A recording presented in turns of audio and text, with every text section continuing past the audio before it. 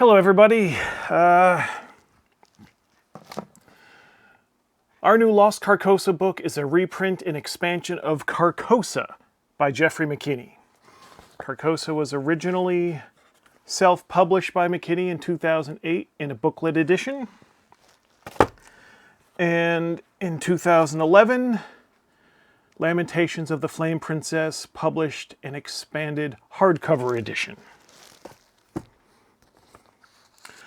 The new edition has almost 200 pages of material that has not been part of previous versions of Carcosa.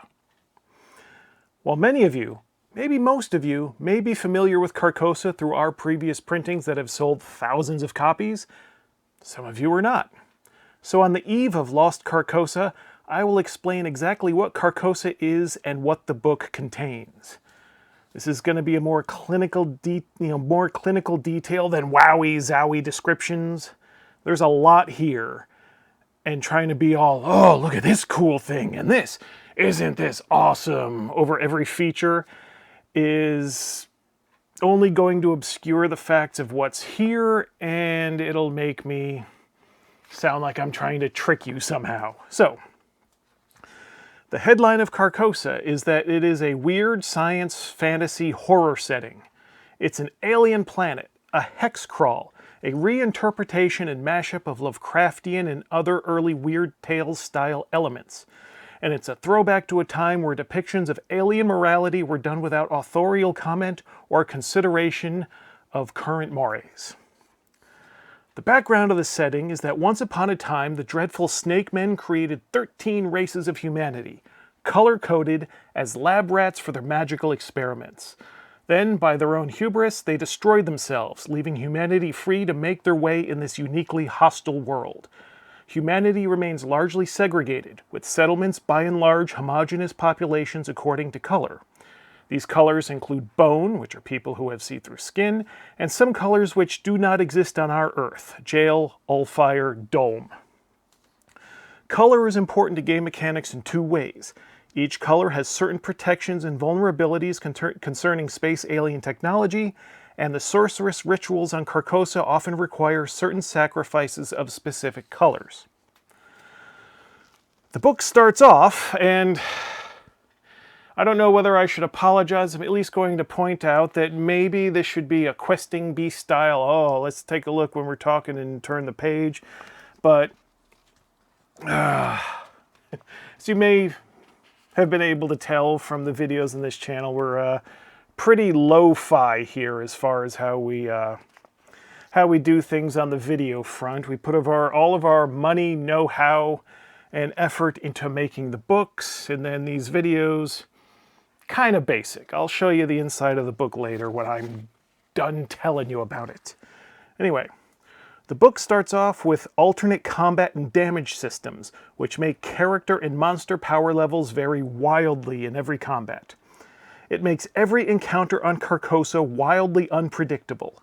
The reasoning behind this, and for the sorcery system that I'll explain a little later, is that Geoffrey thought that character level shouldn't dictate what players can do in the world. Even first-level characters can use all the toys. Always have a chance.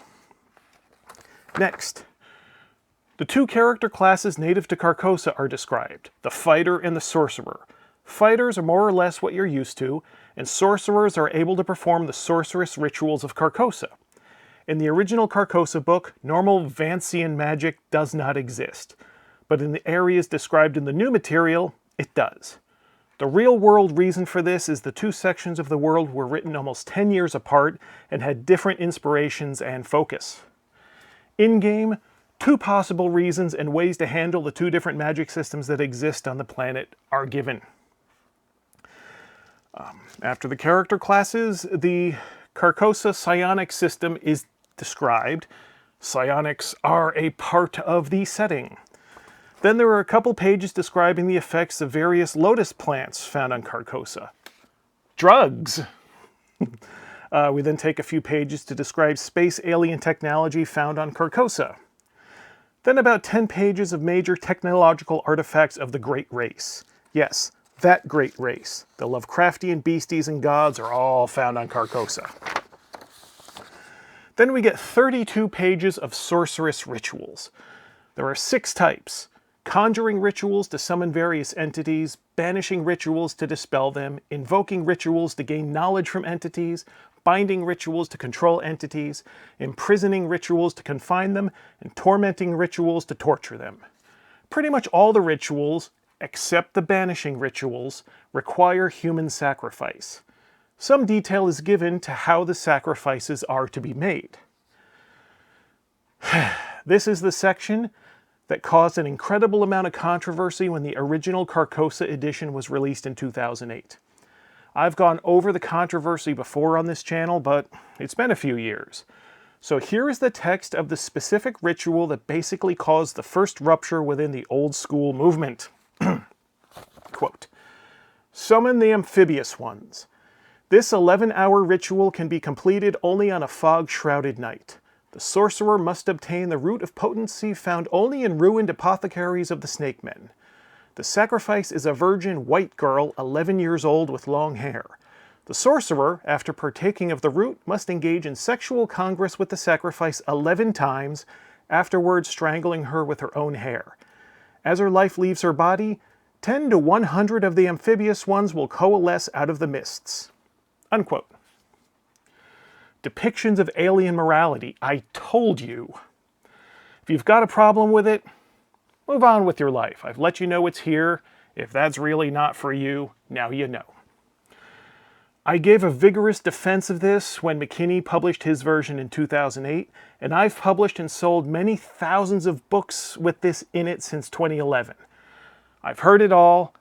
I don't care. Fiction is allowed to be as brutal as it will. Many of the rituals are written this way. Absolutely horrible acts described in cold clinical terms. I'd think that this one is easily the worst of them. I mean, there's a reason this is the one that got everyone's dander up. McKinney says the inspiration for this magic was Tecumel's Book of Ebon Bindings from 1978, which established precedents for this sort of cruelty in old school gaming.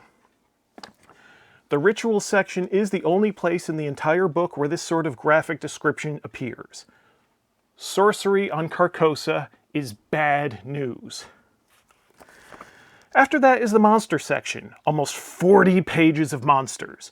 From dinosaurs and giant ants to all your favorite Lovecraftian beasties, with a dash of slimes on the sides, the monster section gives a good overview of the type of life on Carcosa.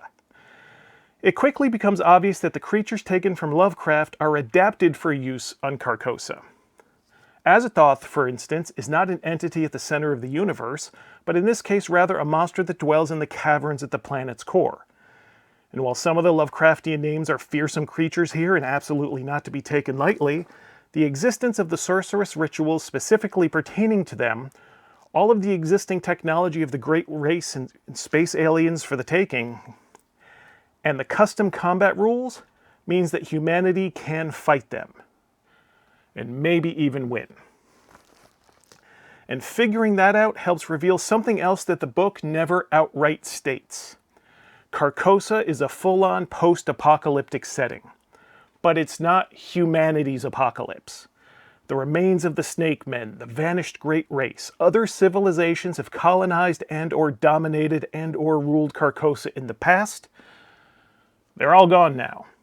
Humanity is new and free to make its own way, scavenging the scraps of sorcery and technology from the ruined civilizations that came before it.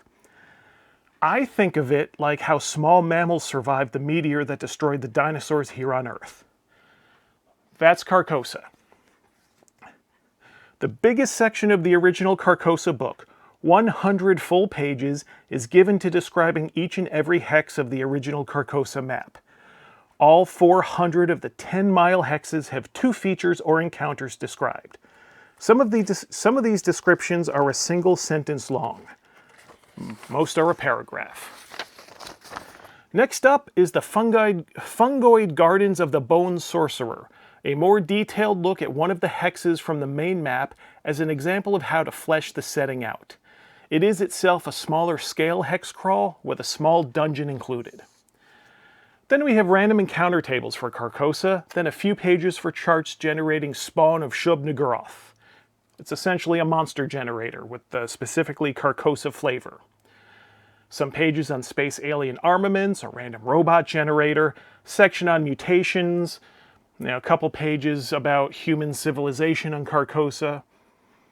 And that rounds out the original content of the original Carcosa, which is included in the new Lost Carcosa edition.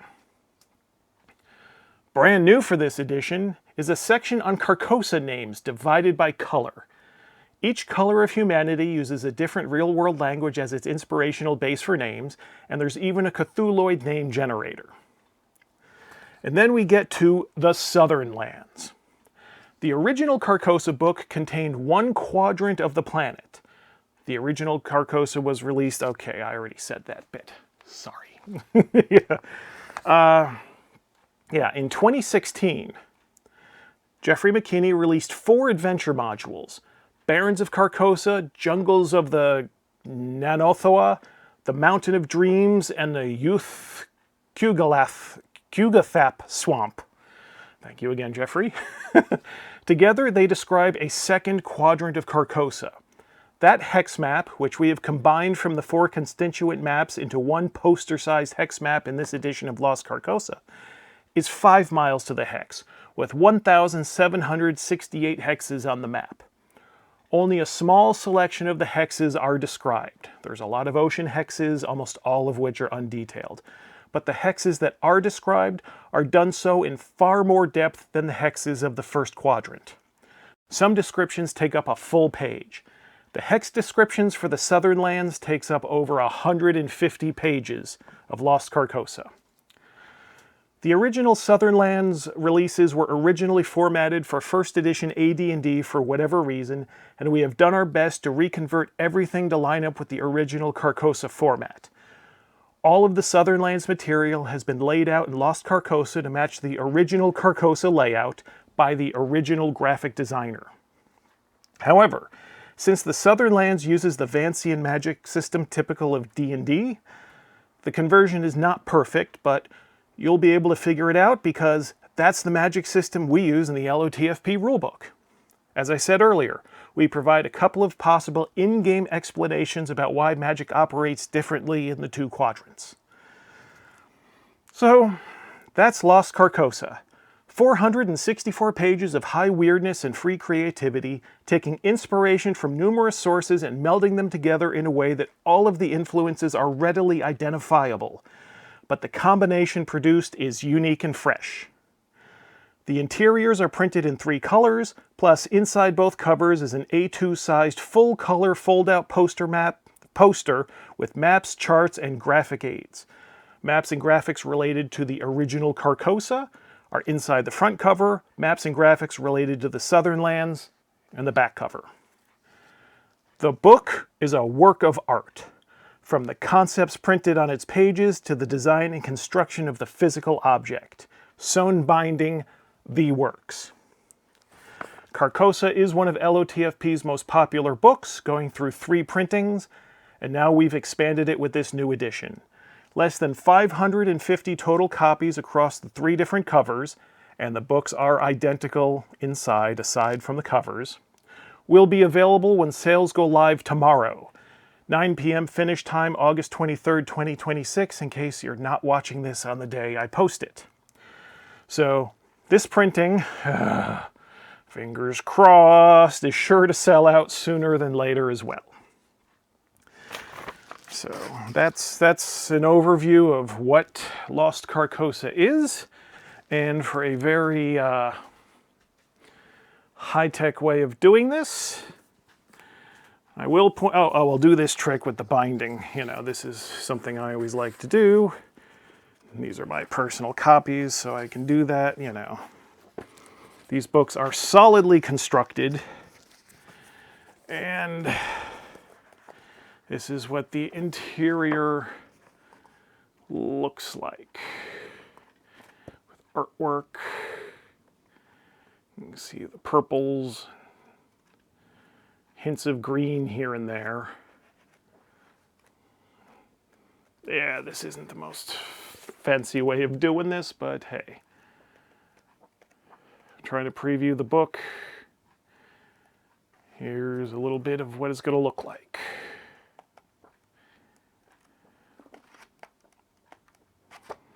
Lots of cool stuff. And then the poster maps fold out large. So yeah, that's Lost Carcosa. Give you a little bit. I'm sure anywhere you talk about LotFP on the internet, they will be able to fill you in if you have any additional questions, or email me. I can answer questions. Yeah, this is the big thing for this year. As I'm recording this, this goes on sale tomorrow. I think maybe you could tell by how I was doing some of those line reads. I am nervous as hell about it, but yeah. Lost Carcosa.